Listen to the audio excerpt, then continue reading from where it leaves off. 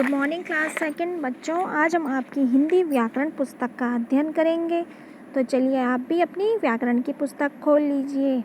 बच्चों अभी तक हमने इसमें आपके 4 अध्याय 4 चैप्टर्स कंप्लीट कर लिए हैं और उसके बाद आपको एक प्रश्न पत्र दिया गया था जिसे भी हमने सॉल्व कर लिया है।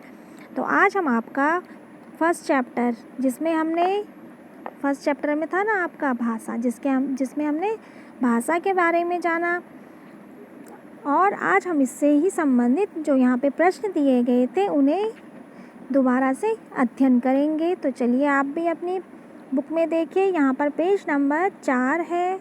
4 में फर्स्ट अध्याय से संबंधित प्रश्न हैं जिन्हें हम दोबारा से पढ़ते हैं, समझने की कोशिश करते हैं, जिससे आपको क्या होगा, आपके यूनिट टेस्ट होने वाले हैं ना, तो आप अपने यूनिट टेस्ट में जिससे अच्छे से सॉल्व करने की कोशिश करेंगे ना।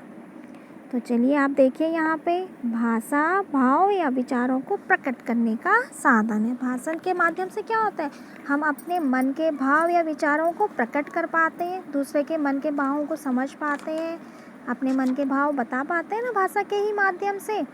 जैसे हमें कुछ चाहिए होगा तो हम बोलते हैं कि हमें ये चाहिए, हमें कुछ तकलीफ़ हो रही होगी तो हम बताते हैं कि हमें यहाँ पे दर्द हो रहा है। इस तरह से हम भाषा का प्रयोग मन के भावों को बताने के लिए करते हैं।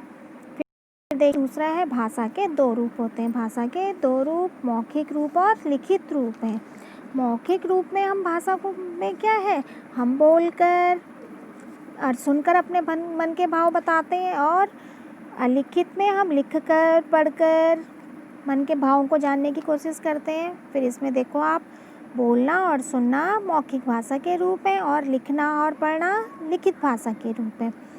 फिर देखिए आप इसमें, जीव जंतुओं की अपनी बोली या बातचीत होती है जिसे हम नहीं समझ सकते। प्रत्येक जो जीव जंतु होता है ना, सबकी अपनी एक आवाज़ होती है। आपने देखा होगा, जैसे कुत्ता भौं भौं करता, बिल्ली म्याऊं म्याऊं करती है, चिड़िया ची ची करती है ना, तो उनकी अपनी एक बोली और बातचीत होती है जिसे मानव क्या समझ नहीं सकता। हम सिर्फ सुन सकते हैं पर हम उसे समझ नहीं सकते हैं। फिर इसमें देखिए अभ्यास लिखा हुआ, यहाँ पे कुछ मौखिक प्रश्न दिए गए हैं। देखो आप अपने मन की बात बताने के लिए भाषा के किस रूप का प्रयोग करते हैं, मौखिक या लिखित, मौखिक लिखित या दोनों। हम अपने मन की बात बताने के लिए मौखिक लिखित दोनों भाषा का प्रयोग करते हैं। देखो आप विद्यालय में कौन कौन सी भाषा पढ़ते हैं, हम विद्यालय में हिंदी और इंग्लिश भाषा पढ़ते हैं। फिर इसी में देखो आप लिखित प्रश्न, यहाँ पर है फर्स्ट, सही उत्तर पर सही का निशान लगाइए। है, भाषा का प्रयोग कितने प्रकार से होता है, भाषा का प्रयोग 4 प्रकार से होते हैं, बोलकर, सुनकर, लिखकर और पढ़कर, इसलिए यहाँ पे 4 पर टिक मारिए आप। फिर है, बोलना सुनना भाषा का कौन सा रूप है, बोलना और सुनना भाषा का मौखिक रूप है। फिर सेकंड देखो आप, दिए गए शब्दों की सहायता से खाली स्थान भरिए। यहाँ पर आपको खाली जगह दी गई है, जिनको आपने यहाँ पे आपको ऑप्शन भी दिए गए हैं। इन ऑप्शन को ध्यान से देखकर इन खाली स्थान पर भरना है। तो देखिए आप, यहाँ पे खाली जगह है, यहाँ पे है टटर की आवाज़ करता है। कौन करता है टटर की आवाज़, मेंढक। तो यहाँ पे फर्स्ट नंबर लिख देती हूँ मैं, आप उसे यहाँ पर लिख लिया होगा आपने। फिर है, के द्वारा ही हम अपनी मन की बात बताते हैं, तो ये भाषा के द्वारा। फिर है, भाषा के कितने रूप होते हैं, भाषा के 2 रूप होते हैं, मौखिक और लिखित, तो यहाँ पे 2 आ जाएगा। फिर बिल्ली म्याऊं म्याऊं करती है। तो इस तरह से आप इन प्रश्नों को अच्छे से समझने की कोशिश कीजिए। फिर देखिए तीसरा, दिए गए वाक्यों के सामने सही और गलत का निशान लगाइए। है, हम पशु पक्षियों की भाषा को समझ सकते हैं, नहीं समझ सकते। लिखना और पढ़ना मौखिक भाषा का रूप है, ये भी गलत है क्योंकि लिखना और पढ़ना लिखित भाषा का रूप है। है, भाषा का प्रयोग 4 प्रकार से होता है, ये सही है, भाषा का प्रयोग 4 प्रकार से, बोलकर, सुनकर, लिखकर और पढ़कर होता है। फिर है, बोलना और सुनना मौखिक भाषा का रूप है, इसलिए ये सही है। यहाँ पर देखिए आप चौथा प्रश्न है, चित्र देखकर बताइए कि इनमें भाषा के किस रूप का प्रयोग हो रहा है, कौन कौन से रूप का। तो यहाँ पर ये लड़की गा रही है या कुछ बोल रही है, तो यहाँ पे भाषा के किस रूप का प्रयोग हो रहा है, मौखिक रूप की। फिर में देखिए, यहाँ पर भी आप आपका मौखिक रूप का प्रयोग हो रहा है। फिर गौ में है लड़का लिख रहा है ना, तो यहाँ पे लिखित रूप का प्रयोग हो रहा है। घौ में देखिए अब यहाँ पर भी मौखिक रूप का प्रयोग हो रहा है कि हम टीवी देख रहे हैं, सुन रहे हैं। रौ में यहाँ पे लड़की कुछ लिख रही है, तो यहाँ पर भी लिखित रूप का प्रयोग। यहाँ पर कंप्यूटर में कार्य हो रहा है, तो यहाँ पर भी लिखित रूप का प्रयोग हो रहा है। 5वें को आप रहने दीजिए, क्योंकि आप ये आवाज़ें तो इस तरह के क्वेश्चन पेपर में नहीं आएंगे।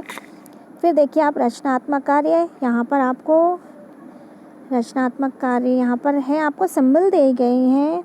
आपने देखा होगा सड़क के किनारे कहीं जब आप कहीं घूमने जाते हैं तो इस तरह के सिंबल बने रहते हैं। ये तो आपके चौराहे में ही रहते हैं, तो ये आपके कैसे इस तरह के सिंबल भी रहते हैं ना सड़क के किनारे, जिन्हें मैंने आपको बताया भी था। यहाँ पर जैसे रेड में है तो यहाँ पे स्टॉप बोल रहे हैं, रुको।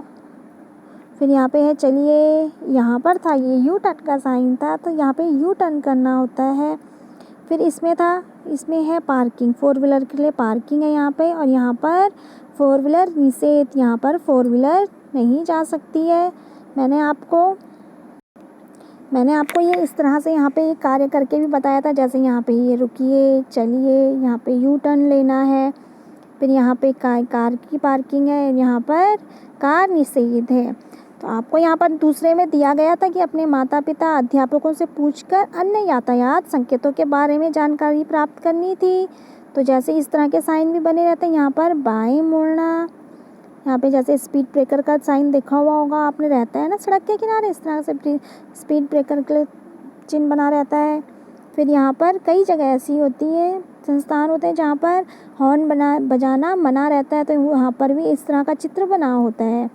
तो बच्चों, आप भी फर्स्ट अध्याय के अपने ये प्रश्न एक बार फिर देखिए आप। ओके बच्चों, थैंक यू।